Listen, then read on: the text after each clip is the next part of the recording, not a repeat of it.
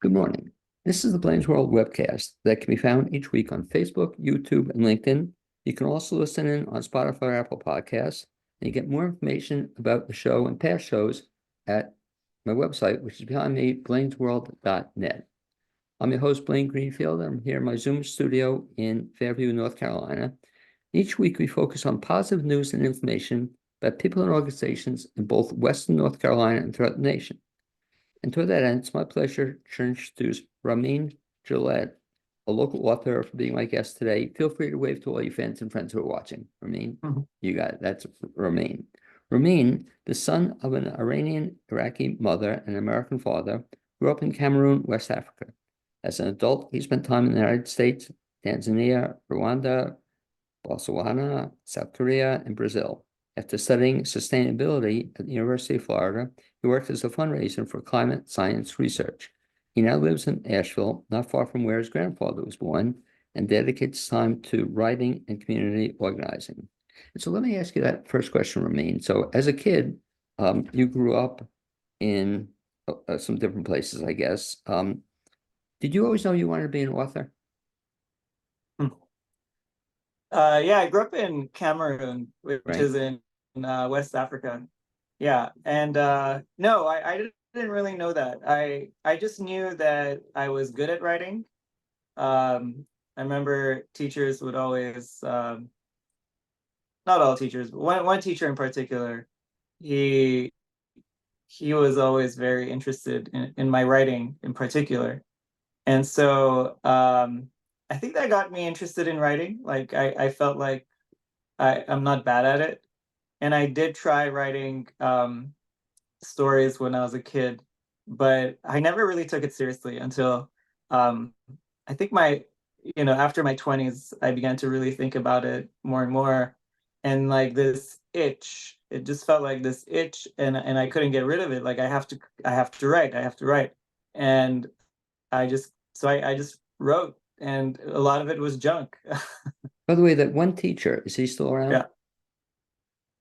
Is it the I one don't teacher? know. It's such a long time ago. I have lost touch. I don't know. There have been a few teachers in my life that had a profound effect on me. Um, in college, I took a creative writing class with Craig Nova. And he's a very well known artist or writer. He writes fiction. He wrote The Good Son. That became a movie. So yeah, that was a very profound class for me in particular, And and it really turned me on to writing. by Yeah, the way, thanks for mentioning his name, because one of the things I yeah. encourage people to do, I'm a former teacher myself, and so it's really Mm. cool to give a shout out to a teacher. And so hopefully you'll send a copy of this clip or send them an email or something, let them know we talked about him on the air. So that's really cool. So college, you kind of got the bug to start writing, but talk about your writing, because you write in many different kinds of, I know you wrote a book, poetry book, but talk about your other writing. Is it primarily poetry? Uh, I started mostly with fiction, writing short stories. And in college, I wrote a few short stories. I took this creative writing class, and we had to write stories and rewrite the stories, and that was a lot of fun. Wait, excuse me a But second. primarily, yeah, Yeah, go ahead. we're being interrupted. I'm just going to be right back. Stay there. We're speaking again with Ramin Gillett, and we're talking, Ramin, about some of your background. You were telling me you studied and did some writing in college, and you started talking about a creative writing course, and that made a difference in your life?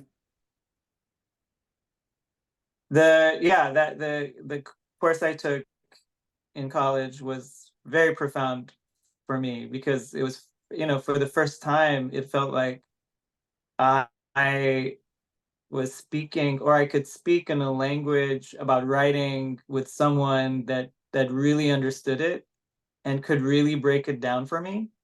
Um, and I mean, there were so many wonderful things. I've never forgotten many of the things that were mentioned in that class. And one of the most profound things that stayed with me was something he shared, and he said, "His story is not about what happened; it's about what didn't happen." Right? It's so that it's like all the great stories. It's what you wish could have happened, you know. It's a sense of loss, or something just didn't go right, you know. That really that's what makes a story. But poetry for me flowed in a way that creative writing or fiction hasn't yet flowed in the same way. So I'm not closing myself off to fiction, but poetry seems to be what's working. And some of my poetry is actually short, like in short story format. I mean, poetry is pretty malleable, so yeah. And talk about that one teacher, the second one. Was that a Mm. different one than you mentioned before, or was that the same guy? You talked about, Yeah, so the first one was, I mean, I was really young. I mean, this was, yeah, Craig Nova was my, I think that was like the one class that I really, man, I just love that class. I don't like all the other classes. I mean, I had some great professors. I mean, no doubt. Like, you know, I undergrad, I was a poli-sci major in French, and so amazing classes. But for some reason, you know, that creative writing class really impacted me and shaped me. now that creative So writing course, though, that was primarily creative writing. You weren't writing poems then? Is that correct? no, that we were focusing on short story format. So when did you Mhm. get into writing poetry? That, you know, interestingly, you know, I got into a pretty bad accident when I was 20. I think I was about 22. I was hit by a car, and I was stuck in bed for um, close to 3 or 4 months. And I think that's when I really started, you know, for some, you know, I think the context of that, and um, so just being stuck for some reason, it just generated a, um, not sure, like I just felt like I was downloading poetry. And in fact, one of the poems that I wrote back when that happened is actually, you know, it's not in the same, you know, it's a different version, but it's in this book. It's in here. So yeah. So when you were hurt, you were Mm. injured, recovering, you were then writing poetry at that time, or you were in bed and writing? Not constantly. It was never consistent. I've never consistently written day in, day out. You know, there've been periods where I did write more and periods that I did write less. Um, I think writing has always been a struggle for me, because I have so many interests in life to sit down and just focus. And that's something I think as a writer you really have to be able to do, is just sit down, butt in your chair, and just forget about everything around you that needs to be done, and just think about what, you know, think of, you know, you really do have to just, you know, they say boredom is great for creativity. And Right. if we consistently try to fill up time with mindless things, then actually you don't, creativity comes really hard. You really do have to sit, um, you know, sit in boredom a little bit for the mind. And I don't know, uh, it's mysterious, but yeah. You ever see yourself being the kind of guy, though, who will actually get up at 6 o'clock in the morning and write for 3 hours, you know, and as you were saying, you know, I understand Yeah, a lot of writers do that. yeah. Do you ever see yourself doing that? I'm in a new place right now because you know, I left my job in February, and for the first time, like I don't have a 9 to 5 job, you know. So first time in a very long time. So now I'm really like looking at my time, you know, my days, and really thinking about, okay, how do I spend my time, um, you know, as a writer? And I think like it's taken me a while to really embrace to embrace that I am a writer, you know, that this can be a vocation, this this will be a vocation. I mean, it's really hard to make as an artist, I think, in this world. You know, there, as I think artists have to be entrepreneurs, right, in Sure. so many ways. Um, and you have to really believe in your work, you have to believe in yourself. So I'm sort of, yeah, and I think I'm taking experiences of other writers, like, you know, so Hemingway had a way of organizing his days where, you know, he would wake up in the morning, write for a bit, And he approached it like a marathon, not a race. He's not trying to write 1,000 words, a day, but he writes in the mornings and the evenings, and his day is full of nature time, and so I'm trying to figure out what works for me. So I'm still a couple of months into this lifestyle. Well, one of the reasons I'm glad I had you on Mm. board, because I remember when we talked at a party several months ago, and we talked a little bit about Yeah. the fact that I think I encouraged you to come on board, because I used a quote from a guy, one of my favorites, a guy by the name of Ken Blanchard, and you may remember the quote, but you're doing what he said to do. And he said, if you don't toot your own horn, somebody else will use it as a spittoon, you know? Mm.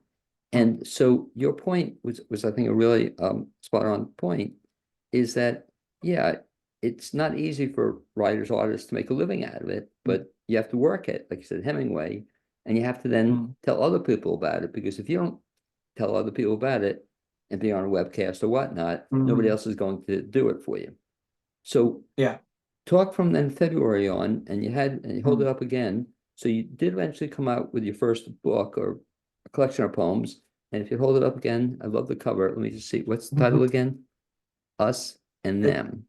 And so yep. when did you finish that book?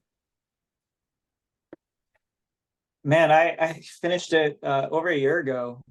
I mean, you finish a book and then it goes through this whole process, and um, so what I think we may be freezing a little bit. We'll try to get him back in a second. that's I mean, I was done when I was in the middle. That's when it went, and I didn't get my um. Is the Wi-Fi not is how's that? Lost you, but you're back again. Thanks. Did you lose Okay. me? Yeah. You were saying, so you finished the book and then what happened? So yeah, so when you said when did you finish the book? Right. I think when that's an interesting question. When do you really finish a book? I was going to ask you I that. Yeah. I feel like I finished with the book when I got my copies in the mail, right? And so I didn't get that until I think September of last year. Um, but yeah, so I feel like that's when I was like done with it. Now you published this first one, you published on your own right through Amazon? No, I went with a imprint Oh, very of cool. another publisher, and it's Yoke and Abundance Press, and she's actually Alicia Wolfert is a good friend of mine. Um, I was gonna go with New Degree Press, and she started an imprint with New Degree Press, and they both came to me with this opportunity Very of nice. of publishing with her. And they're both independent, obviously independent publishers. And I mean, the world of publishing has shifted so much in the last, decade or two. So, So if folks want to get this book, how do they get it? Amazon would probably be the easiest way to get it. It's also in Barnes and Noble. Ingram Sparks is one of my distributors as well, so you can just go in there and order it. Mhm. And the name of the book is Us and Them. How'd you come up with that name? For the longest time, I was thinking about, what to name this book. And like many things in my life, it sort of just emerges, it just hits you, it hit me. I was in a conversation with my aunt, and she was mentioning something, and I forget what we're talking about, and then the words us and them came out of, that's what she mentioned those words, and then I just got lost, and I stopped listening to everything else, and and I had this moment where that's the name of the book. It's us and them, because the story, I mean, it's an exploration of the many ways we the ways we separate ourselves from each other, and the ways we're actually more connected than we really are, which I feel like is the story of poetry anyway, but mine is really rooted in my childhood, and how I perceived the world as a child, and how those experiences have really shaped the way I see the world today. How many poems are there in the book? There are 50. Okay. I believe there are about 50. Yeah. Mhm. Now, you started talking about this before, but the interesting thing about, I guess, writing poetry, writing anything, so you finish a poem, two questions I'll ask you. Number one, where does the title of the poem come into play? Either before you write the Hmm. poem or after the poem or during? Usually it's after, sometimes it's during, um, and sometimes I start with a title and I think that's the title, and then it changes later at some point. So it's always in flux. Even then, after you finish it, or in this case, it's in Yeah. the book, do you ever want to then go back and change it or modify it at all? Does that happen? There are, I mean, I always, okay, there's some poems in this book that I like a lot more than others, right? So I still I still read poems in the book, and I tell and I'm thinking of how to change it, so someone said there's no complete work of art, so um I think you're always trying to hit a mark, and sometimes you hit it and sometimes you wish you could do more with it. But like, I have a poem called Haiti, and because it take the Haiti, and the year it took place, I think it was 2016, and I think the first time I wrote the title of the poem, I wrote it the way it's spelled today, but then I realized, well, there's a whole history of that country, and maybe I can tie a bit of history into the name. And so I went back to the old spelling of the word of Haiti, right? So that's just an example of some evolution of a title.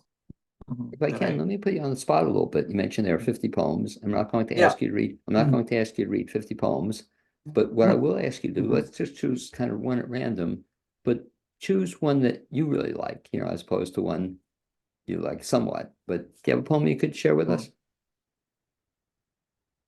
Yeah. There are a few I like. I think I'll read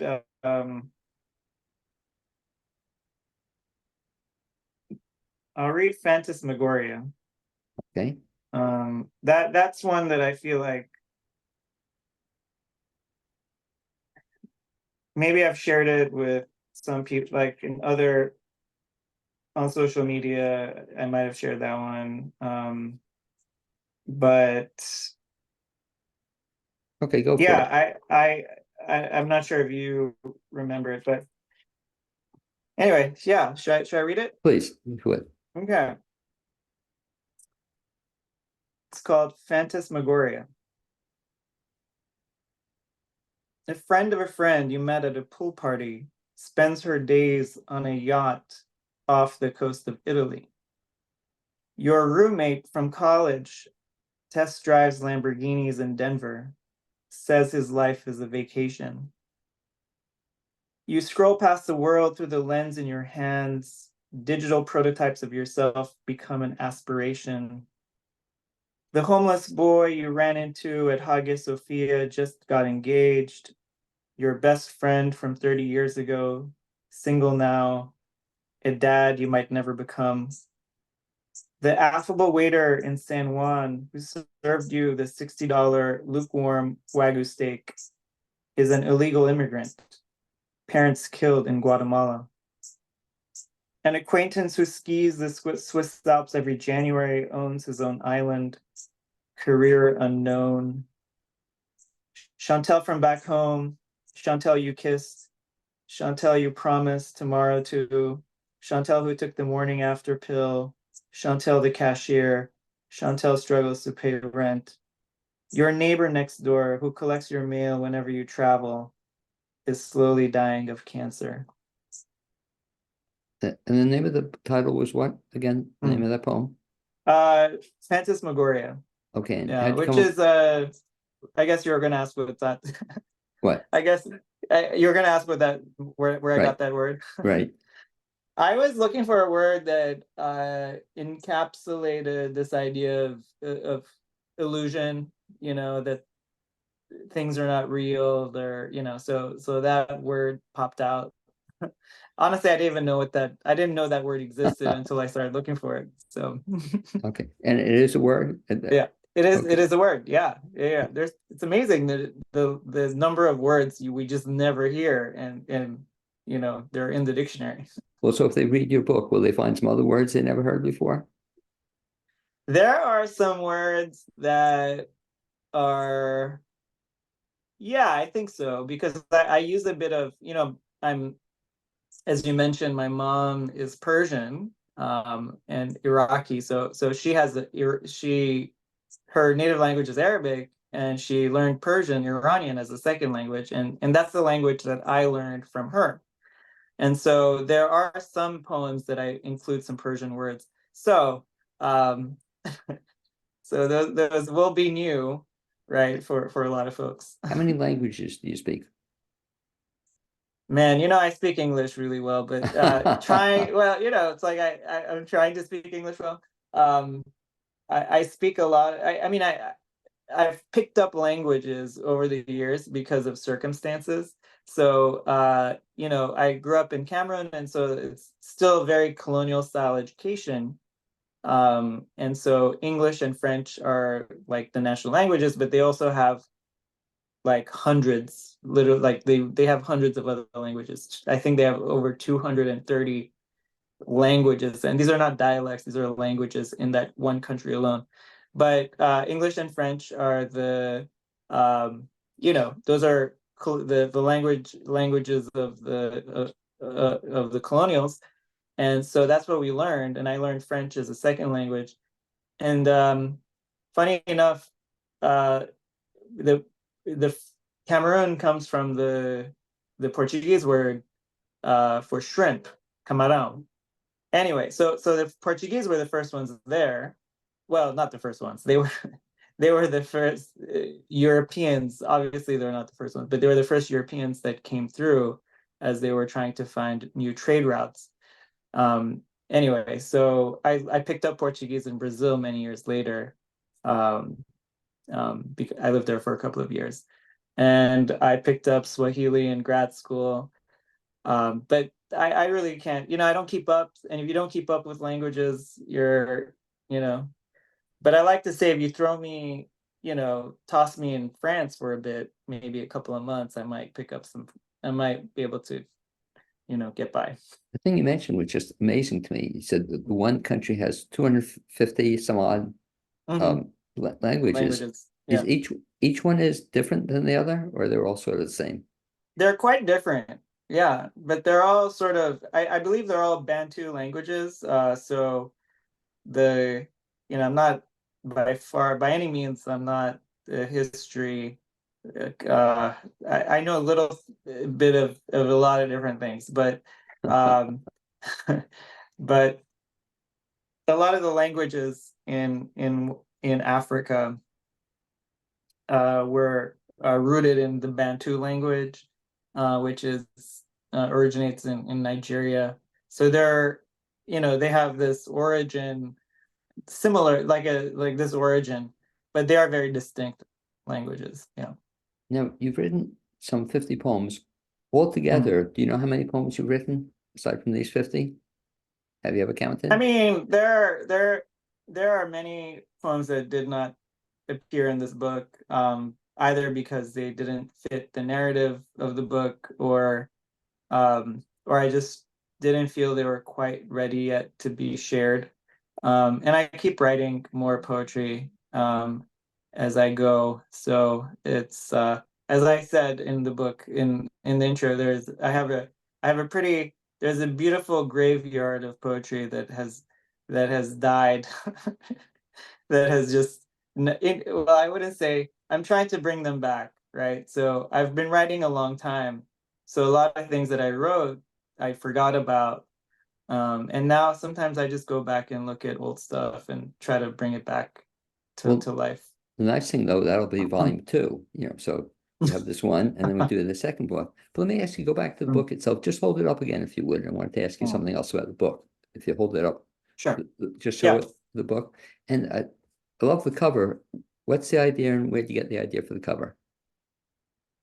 So actually, I would love to talk about that. I'm curious. I don't always ask this question to people because I have um, thoughts about it, obviously, because there was this concept that I wanted to portray on the cover, and I had an image in mind, and I just had a really hard time finding it. And I'll tell you more about how I did find it. I am curious I'm curious to find out what your impression of the cover is. As you see the title, Us and Them, and then you see this now you put cover. me on the spot, Yeah. I have become the interviewer. I was going to say, yeah, I asked the questions. Okay, I see. I'm trying to look at it close, but I see it looks like a little kid. And it looks like, and it doesn't look like he's holding up is that a mask he's holding up? Yes, right, Yeah. right. And It's I'm an African wondering mask. too, we can get psychological about this. I'm wondering, is that supposed to be you as a little kid, or trying to hide behind something, or not not revealing something? It looks like I don't know, is he hiding something, or is that your thought behind it? So, yeah, it's interesting I find it a very interesting cover. Me too, yeah. Yeah, I think it goes back to the theme of the book. When I growing up, I was I was the minority child in almost every circumstance I was in. I was the minority white, which is even though my mom is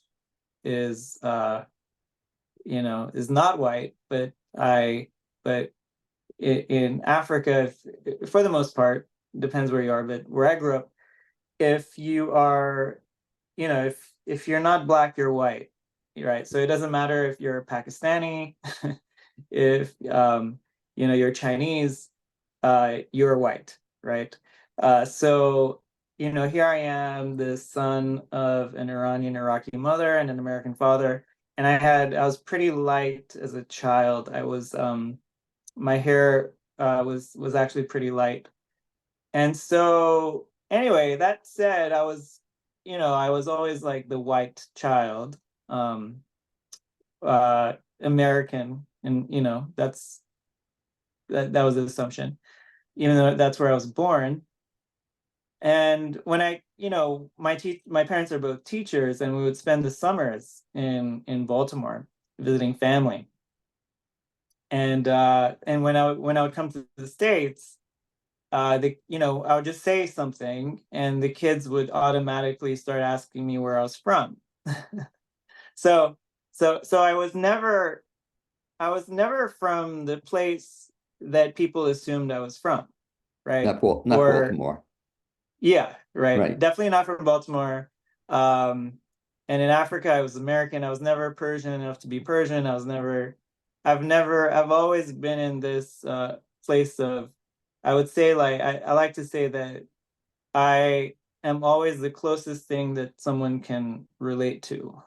So, so in college, because most of the kids had never heard of, unless, the only kids that really knew about Cameroon were, if you liked soccer or Right. football, then you would know about Cameroon. But for the most part, no one had heard of Cameroon. So the kids thought, I was really saying Cancun, that's Close enough. like, that's where I grew up.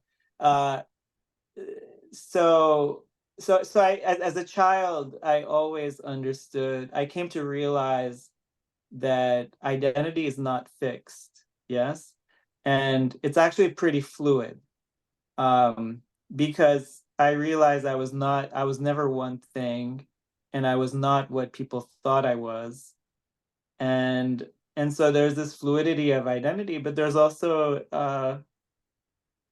you know there I we countries are imagined communities, right? Like, if you take a photograph, that iconic photograph of the Earth from the moon, right?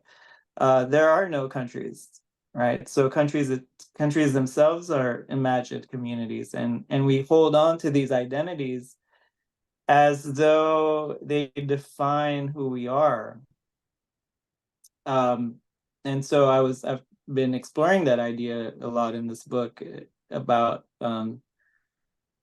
the fluidity of identity and sometimes the mirage of identity. And so the mask is sort of, I don't know, uh, I think my attempt as a child to come, to come to emerge from behind masks of illusion.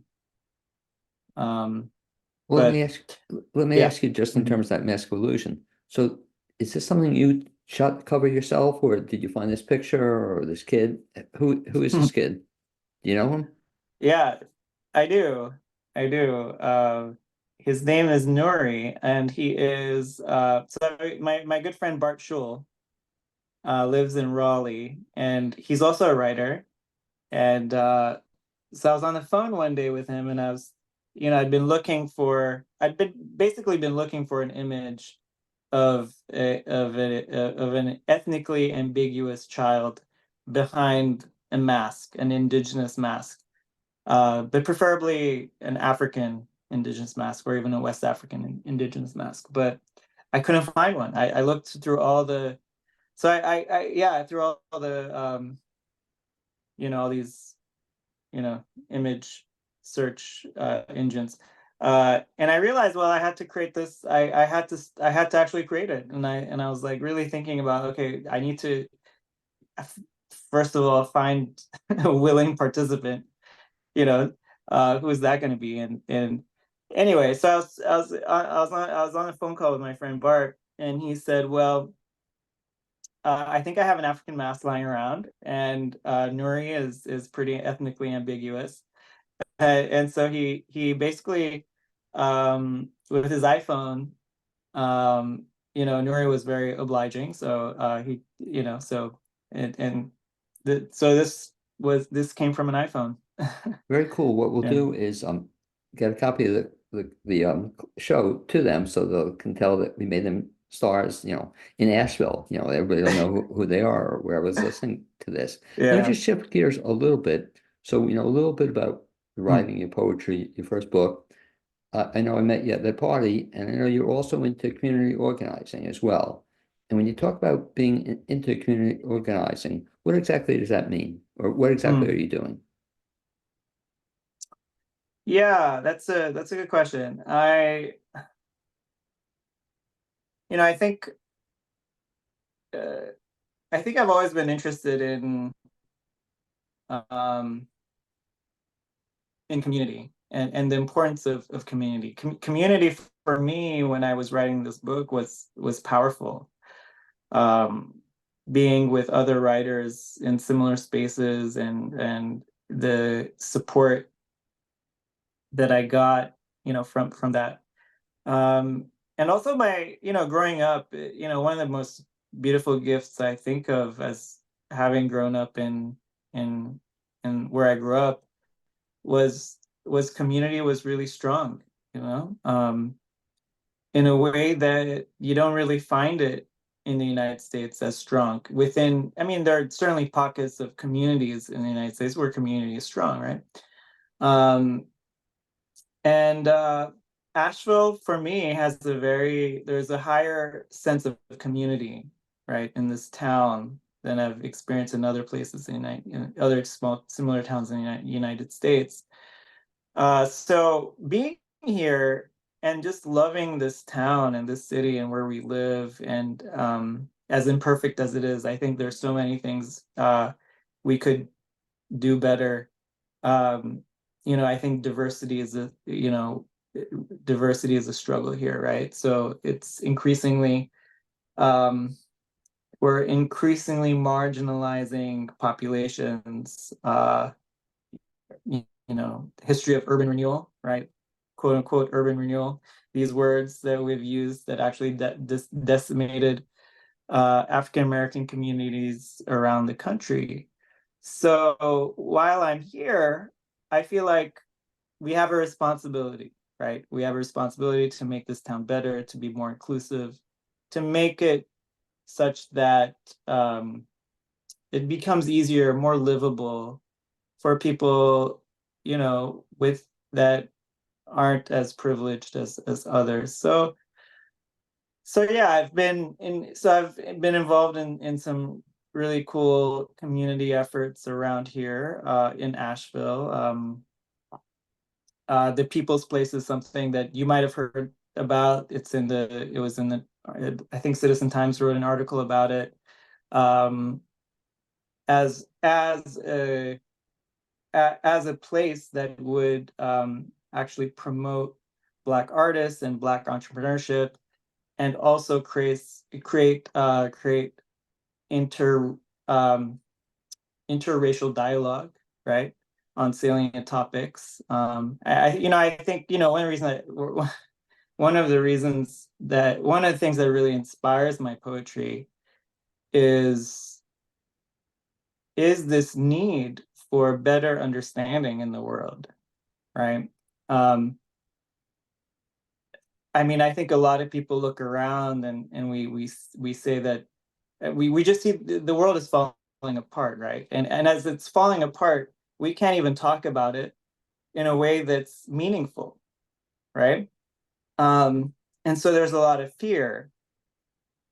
There is a lot of vilifying of other people.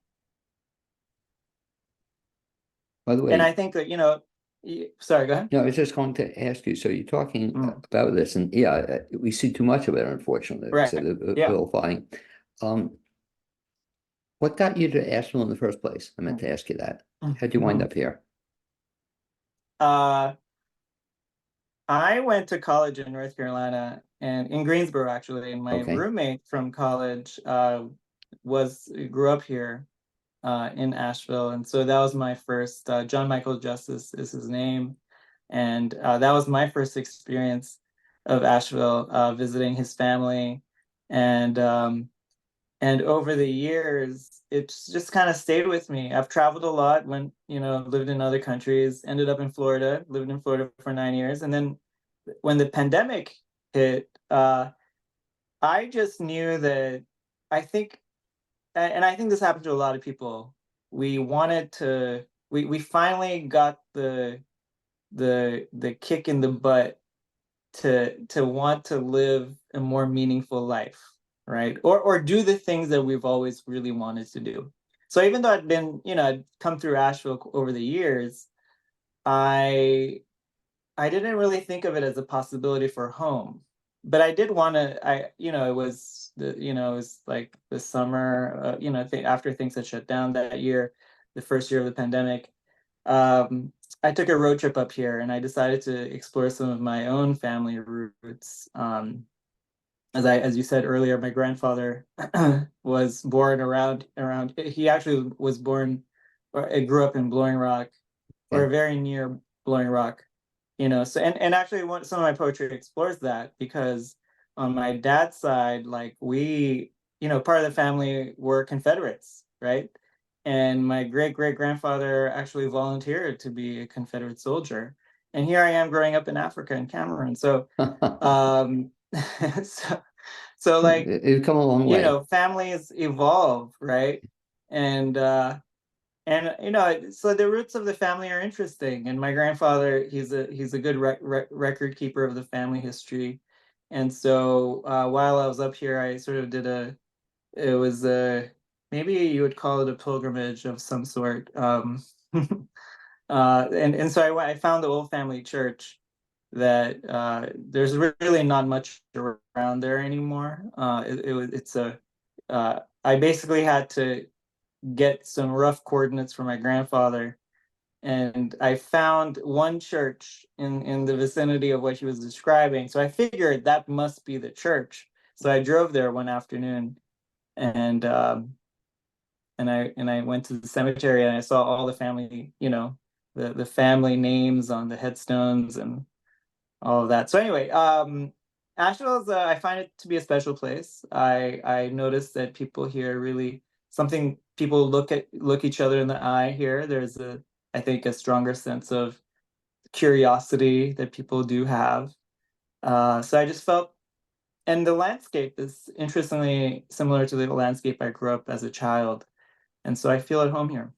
And the other cool thing, it's pretty nice weather, I think, too. It's just like Yes. all year round. Let me ask you, Yeah. Yeah. Ramin, if somebody wants to get in touch with you or track Yeah. you down or find out more about you, what's the best way to keep tabs on you? So my website is currently down because my web designer, man, she very weird story, but she I hadn't heard from her in a while, and I knew she was having some health concerns. Anyway, so she passed away, and then so a lot of the website um was lapsed, right? So now I'm still trying to reclaim it. Sorry, long story short. No, but that's tough. Yeah. So they Yeah, can't reach you through a website. How should people yeah. reach you? So I'm on social media, Instagram and Facebook. My first and last name. You can there. I have actually Googled Ramin Gilletts, and there are none other Oh, than okay. me. So Well, nice so thing really about all you have to do is like Google my name, and okay. you'll find me. And they'll also have, if they And do that, you have an email address they can track you down through yeah, that. so it's my email is my first and last name at gmail.com. Okay. And So nice thing, you have one advantage to that name, because yeah. when you mention your name, so you don't have to give yourself, I love it, Ramin Gillett 473, at gmail.com, so you're the only Yeah, one. there are no So numbers. that's kind of cool. And again, if we can just mention the book again, hold it up if you would, please. And I'll just show the book.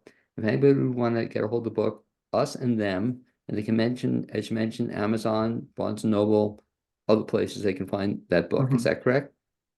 Absolutely. If you're trying to avoid Amazon, you can get it on Ingram Sparks. You Okay, can order, bookstore. It's a great place for even bookstores. Bookstores order books from there too.